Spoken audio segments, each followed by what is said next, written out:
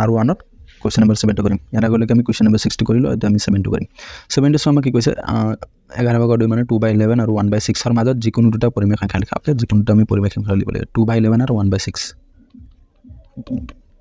okay আমাক 2/11 আৰু 1/6 মাজত আমাক কি লিখিব দিছে পৰিমেয় সংখ্যা ওলাব দিছে তো আমি কি কৰিম পৰিমেয় সংখ্যা ওলোৱাৰ আগত আমি হৰকেটা একে কৰি ল'ব লাগিব ওকে তো হৰকেটা একে কৰিব কাৰণে আমি কি কৰিম 2/11 আছিলে আৰু আমি ওপৰতলৈ পূৰণ কৰি দিম তো এইটো সংখ্যাৰ কি আছে 1/6 আছে তো আমি কি হৰত যি আছে এইটো পূৰণ কৰিম 6 আছে তো আমি এইটো 6 পূৰণ কৰিম ইফালে 6 পূৰণ কৰিম তেতিয়া আমাৰ কিমান যাব এইটো 6 দুগুণ যাব 12 ইফালে যাব 11 6 গুণ 66 ওকে এইটো আমি এনেকৈ কৰিম এইটো আছিল 1/6 ইয়াতো আমি পূৰণ কৰিম কি পূৰণ কৰিম ইফালে 6 কি আছে 11 তো আমি ওপৰতলৈ 11 পূৰণ কৰিম ইফালে 11 ইয়াতো 11 তো ওপৰত যাব 11 গুণ 11 তলে যাব 11 6 গুণ 66 ওকে এনে কি কৰিছো কাৰণ আমি হৰকেটা একে কৰিব লাগে ওকে হৰকেটা আমি কি কৰিব লাগে একে কৰিব লাগে এটা চোৱা এটা যদি আমি ভালকৈ চাওঁ ইয়াত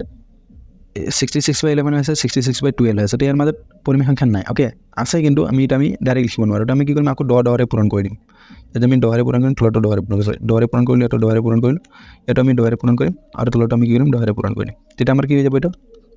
660 হৈ যাব ওপৰত যাব 120 এটা হৈ গ'ল আমাৰ তলতো 660 ইয়াত হৈ যাব আমাৰ 110 11 গুণ 100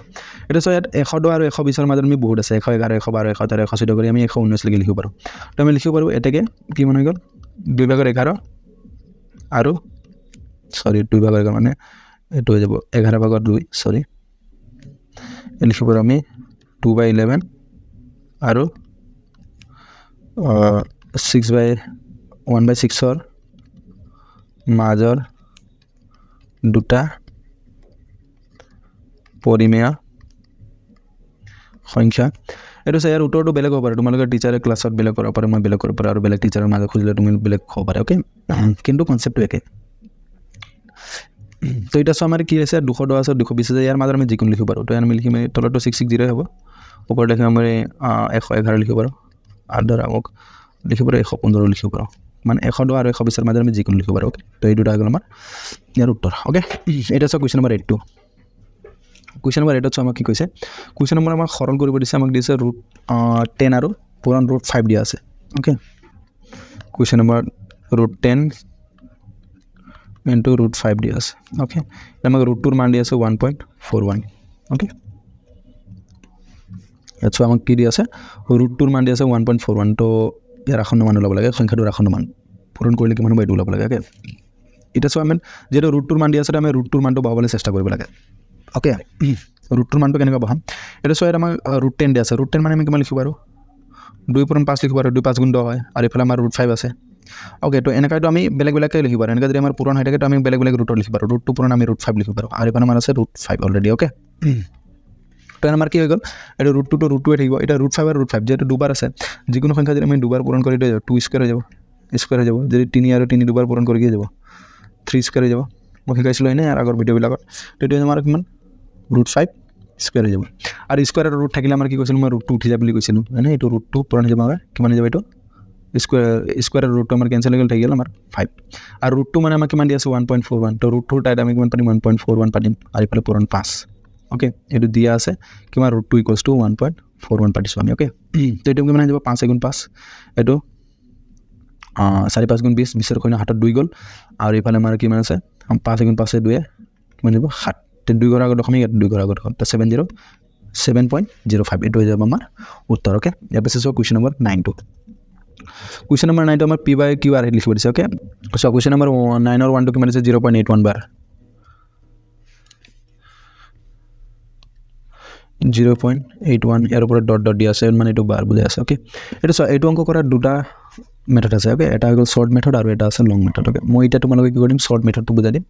লং মেথডটো কি কৰিবা মই তোমালোকক পাছত বুজাই দিম ওকে তো শ্বৰ্টত কেনেকৈ হ'ব ইয়াত চোৱা 0.81 বাৰ ওকে ইয়াত চোৱা দশমিকৰ পিছত দুটা সংখ্যা আছে নহয় জানো আৰু দুটাৰ ওপৰত কি আছে বাৰ বাৰ আছে তো এটাৰ ওপৰত বাৰ থাকিলে এটা আমাৰ এটা 9 আহিব আৰু এটাৰ ওপৰত বাৰ আছে এইটো আমাৰ আৰু এটা 9 আহিব ওকে পিছত যিকোনো আছে কি হয় গোটেই সংখ্যাটো লিখিব লাগে টোটেল আমাৰ কিমান আছে 0 আছে 8 আছে 1 আছে তো ওপৰত 0 টো একো কাম নাই তো আমি লিখিম 8 আৰু 1 ওকে এটা চোৱা দশমিকৰ আগত কেইটা আছে কি সংখ্যা আছে 0 আছে তো আমি 0 টো কি কৰিব লাগিব মাইনাছ কৰিব লাগিব ওকে তো এইটো হৈ যাব আমাৰ উত্তৰটো 81 ৰ পৰা 0 গ'লে আমাৰ যাব 81 আৰু তলত থাকি যাব আমাৰ 99 এইটো যাব আমাৰ উত্তৰ ওকে এইটো কটাকটি গৈ আছে নেকি আমি চাব পাৰোঁ তিনিৰে গৈ আছে হয়নে আৰু যদি আমি তিনিৰে কাটো 3 3 গুণ 9 3 3 গুণ 9 এই পূৰক তিনিৰে কিমান দিব 1 3 2 গুণ 6 7 8 2 থাকি গ'ল 7 3 গুণ 21 হয়নে তো 27/33 একাকো তিনিৰে কাটিব 3 11 গুণ একাকো তিনিৰে কাটো 3 9 গুণ 27 তো এইটো যাব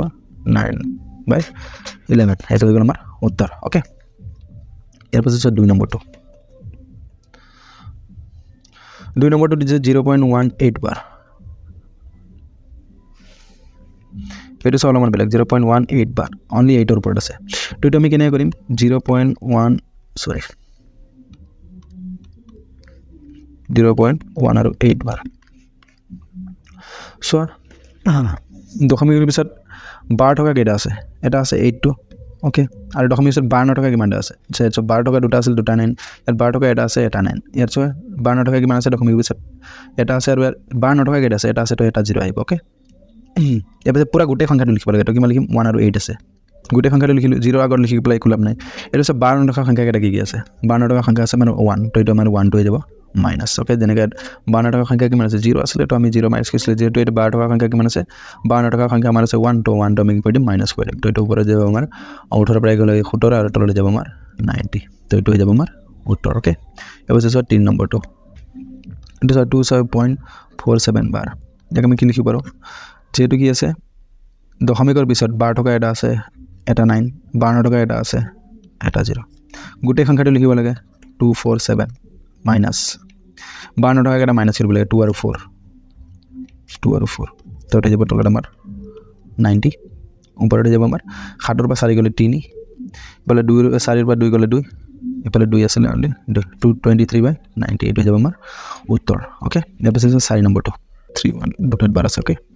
তো 2.4431 বাৰ এইটো চোৱা 12 টকা দুটা আছে দশমিকৰ পিছত 52 টকা দুটা আছে তো দুটা 0 ওকে গোটেই সংখ্যাটো লিখিব লাগে 24431 বিয়োগ 52 টকা কি আছে 244 তলত হৈ যাব 9900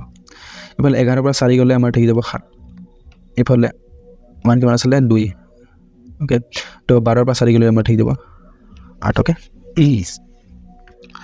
পিছতে আমাৰ থাকি যাব 3 তো 3ৰ পৰা 2 গ'লে আমাৰ যাব 1 আৰু ওপৰৰ আগৰে আমাৰ ফালে 4 আৰু